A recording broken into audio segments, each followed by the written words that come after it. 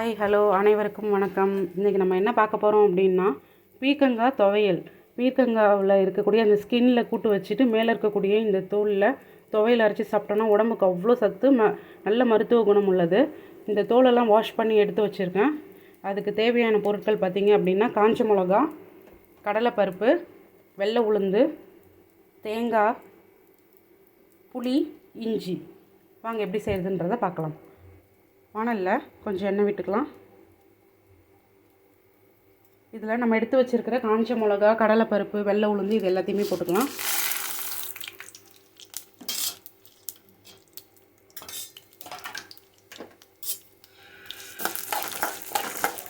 கொஞ்சம் வறுபடணும்.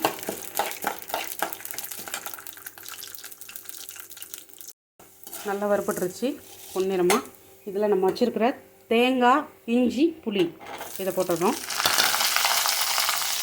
அப்படியே நம்ம வாஷ் பண்ணி எடுத்து வச்சுருக்கிற இந்த பீர்க்கங்காய் தோலையும் இப்படி போட்டுடலாம். டேஸ்ட்டுக்கு கொஞ்சோண்டு கருவேப்பிலை.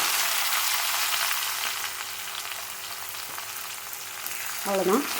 இது எல்லாத்தையும் அப்படியே அடுப்பை லோ ஃப்ளேமில் வச்சு கொஞ்சம் நேரம் எண்ணெயிலே நல்லா வதங்கணும்.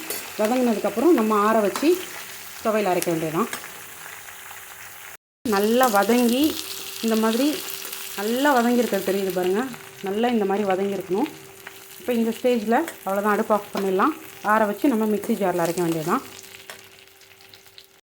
அரைச்சி இதை வந்து நம்ம மிக்ஸி ஜாருக்கு ட்ரான்ஸ்ஃபர் பண்ணிக்கலாம்.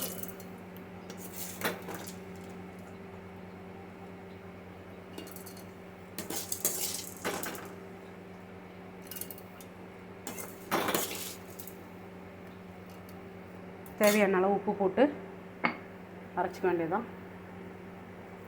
உப்பு தேவையான அளவு அரைச்சிட்டு வந்து நான் உங்களுக்கு காமிக்கிறேன். பாருங்கள், அரைச்சி எடுத்துகிட்டு வந்தாச்சு. தண்ணியே விடாமல் அரைச்சிங்கன்னா தான் துவையல் கன்சிஸ்டன்சி இந்த மாதிரி இருக்கும். உங்களுக்கு ரொம்ப நைஸாக வேணாலும் நீங்கள் நைஸாக அரைச்சிக்கலாம், கொஞ்சம் குறப்பாக வேணும்னாலும் நீங்கள் அரைச்சிக்கலாம். ஆனால் கொஞ்சம் நைஸாக இருக்கிற மாதிரி இருந்தால் தான் டேஸ்ட் நல்லாயிருக்கும். எல்லாமே அந்த பருப்பு வகைகள், அந்த பீர்க்கங்காவோட தோல் இது எல்லாமே நல்லா மசிஞ்சால் மட்டும்தான் டேஸ்ட் இருக்கும். பாருங்கள், இப்போ தாளிப்பு கொடுத்துக்கலாம். அடுப்பில் வானல் வச்சு எண்ணெய் கொஞ்சமாக விட்டுக்கோங்க. கடுகு,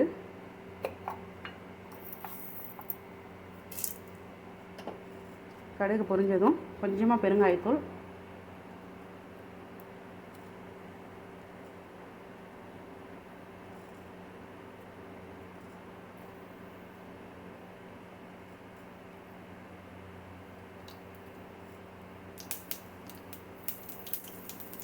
கொஞ்சமாக பெருங்காயத்தூள்,